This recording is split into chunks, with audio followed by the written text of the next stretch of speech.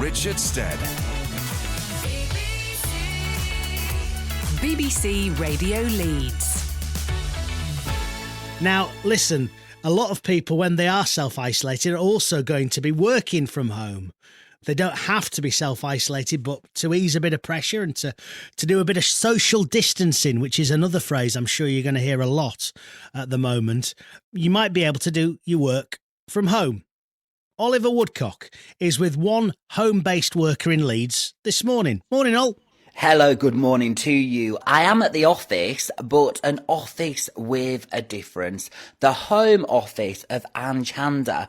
Anj is the founder of Inspiring Women Changemakers. Around me, a very peaceful space, very different to the normal office we'd expect. Anj is here. Good morning. Good morning. Tell me a little bit about you and your role as the founder of Inspiring Women Changemakers. Inspiring Women Changemakers is a movement of people that are focused on fairness and safety for women.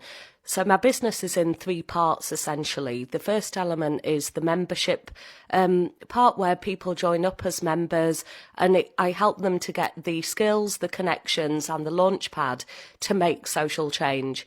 This includes training and one-to-one coaching and group coaching as well as my business residentials. The second part of my work is with organisations. I am a consultant, a trainer and a coach, so I work with them on advice around social impact and inclusion and how they communicate all of the good things that they do in their communities.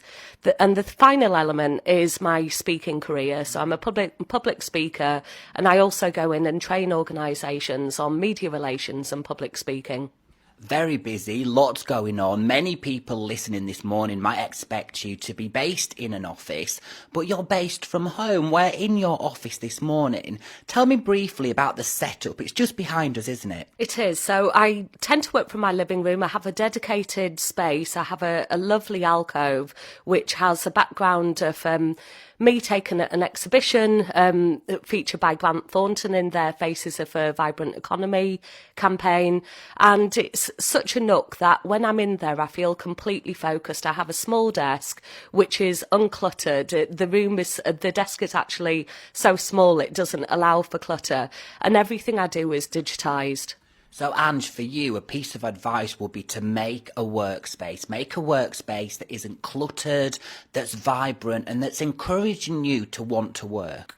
Absolutely. And to avoid interruption as well, especially if you have pets or children or other people in the house. I do have a housemate in the house, but she's also a home worker, and we work completely apart and take scheduled breaks. And it's about setting that routine. I've turned up today. You're ready for a day in your home office.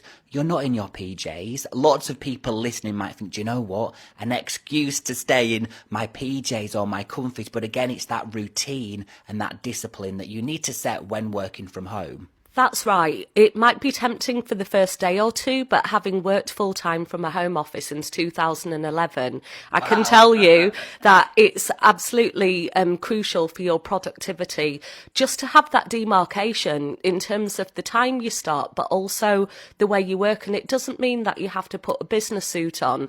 You can still be comfortable. And in fact, that helps if you're not feeling restricted. You might be more productive. But just getting out of your pyjamas, getting washed, brushing your hair, that's always good, especially if you have a video call. I tend to use Zoom a lot. It's a free application which enables you to record conversations. So if someone pops up on video and you're in your pyjamas with unbrushed hair, it's not ideal. You mentioned the tech there. I guess a lot of people at home maybe don't have the same tech that they have at work, but there are ways to combat that and applications you can use to make it easier to work from home. There are a whole suite of apps, and if you are employed, your employee should be guiding you on that in line with their data protection policies and their home working policies.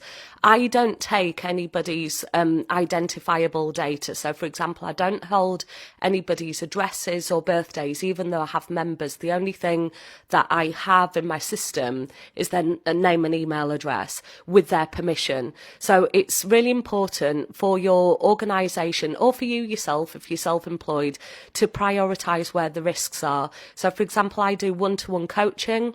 None of my records hold anything more than the first name of that person. The coaching records are kept in a separate room, tucked away, and they're returned to the individual once we've finished our coaching agreement, or I destroy them. And I guess it's about the employer and the employee having that trusting relationship when you're working from home, that you are doing what you're supposed to be doing. Sometimes it is a matter of trust. I mean, over the years, as a consultant, I have advised many businesses on flexible working. And in fact, I once commissioned a toolkit to help them do that online. I think a large part is management skills in knowing how to manage home workers or remote working, having the appropriate policies and reviewing those regularly. And I have to do that myself. I'm a charity chair.